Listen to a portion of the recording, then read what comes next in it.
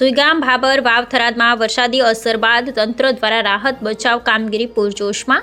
વહીવટીતંત્ર, એનડીઆરએફ અને એસડીઆરએફની સંયુક્ત કામગીરી. 1678 લોકોને સફળતાપૂર્વક સ્થળાંતર કરાયા. કલેક્ટર શ્રી મિહિર પટેલ. 297 ગામો પૈકી 133 ગામડામાં વીજ પુરવઠો પુનઃ સ્થાપિત. યુજીવીસીએલની 86 ટીમો વીજળી પુનઃસ્થાપિત કામગીરીમાં. 19 જિલ્લા કક્ષાની સમિતિઓ રાહત અને બચાવ કામગીરીમાં ખડેપગે. ભાટબર ખાતે એસડીઆરએફ ટીમે 25 નાગરિકોનું સફળ રેસ્ક્યુ કર્યું. Jodhpur air force helicopter stand by પર જરૂર પડે ત્યારે ઉપયોગ માટે તૈયાર. કલેક્ટર શ્રી મિહિર પટેલ. બનાસકાંઠા જિલ્લાના સરહદી તાલુકામાં છેલ્લા 3 દિવસથી પવન સાથે ભારે વરસાદ નોંધાયો છે.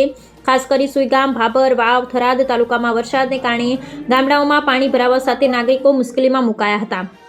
આજે વરસાદનું જોર ઘટ્યું છે તથા સ્થિતિ સામાન્ય થઈ રહી છે. જિલ્લા કલેક્ટર શ્રી મિહિર પટેલે જણાવ્યું કે તાજેતરમાં બનાસકાંઠા સરહદી તાલુકામાં સરેરાશ 400 mm વરસાદ નોંધાયો છે.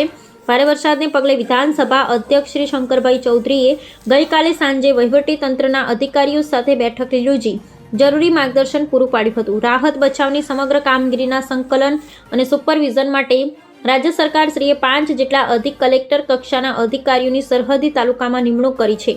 કલેક્ટરશ્રીએ જણાવ્યું કે સ્થાનિક વહીવટીતંત્ર 5 જેટલી એનડીઆરએફ અને એસડીઆરએફની ટીમો મળી અત્યાર સુધી 1678 જેટલા લોકોનું સ્થળાંતર, રેસ્ક્યુ તથા સ્થળાંતર કરાયું છે.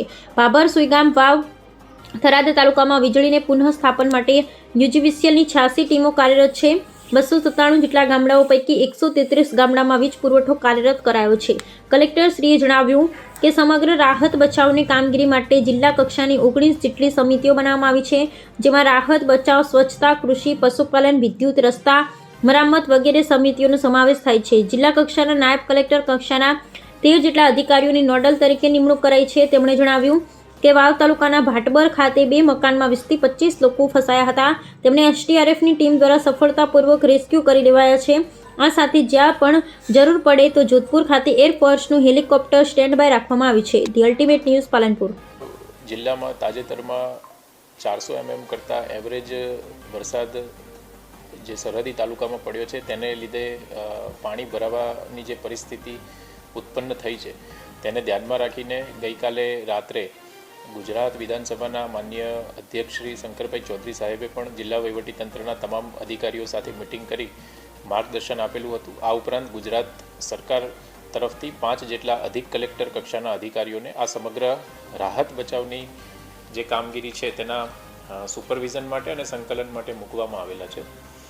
અત્યાર સુધીમાં કુલ 1678 લોકોને રેસ્ક્યુ તથા સ્થળાંતર સ્થાનિક તંત્ર અને 5 જેટલી એનડીઆરએફ અને એસડીઆરએફની ટીમ દ્વારા કરવામાં આવેલા છે.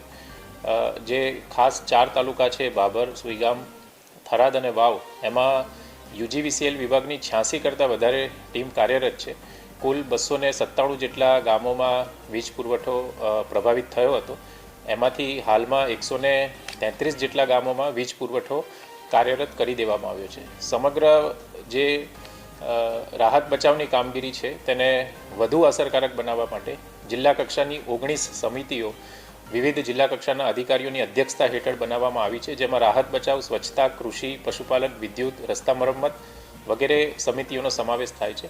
આ ઉપરાંત 13 જેટલા નોડલ અધિકારીની નિમણૂક કરવામાં આવી છે, જેમાં દરેક તાલુકામાં નાયબ કલેક્ટર કક્ષાના જે 2 અધિકારી છે એમને નોડલ તરીકે નિમવામાં આવ્યા છે અને પ્રત્યેક તાલુકા માટે 1 અધિક કલેક્ટર કક્ષાના અધિકારીને નોડલ તરીકે નિમવામાં આવ્યા છે. હાલમાં જે છેલ્લે માહિતી મળી રહી છે તે મુજબ વાવ તાલુકાના ભાટવર ખાતે જેટલા પણ લોકો 2 મકાનમાં ફસાયા હતા તે અંદાજિત 20 થી 25 લોકોને એસડીઆરએફની ટીમ દ્વારા સફળતાથી રેસ્ક્યુ કરી દેવામાં આવ્યા છે. આ ઉપરાંત સમગ્ર પરિસ્થિતિમાં ક્યાંય પણ જરૂર પડે તો જોધપુર ખાતે એરફોર્સ સ્ટેશનમાં હેલિકોપ્ટર પણ સ્ટેન્ડ બાય રાખવામાં આવેલું છે.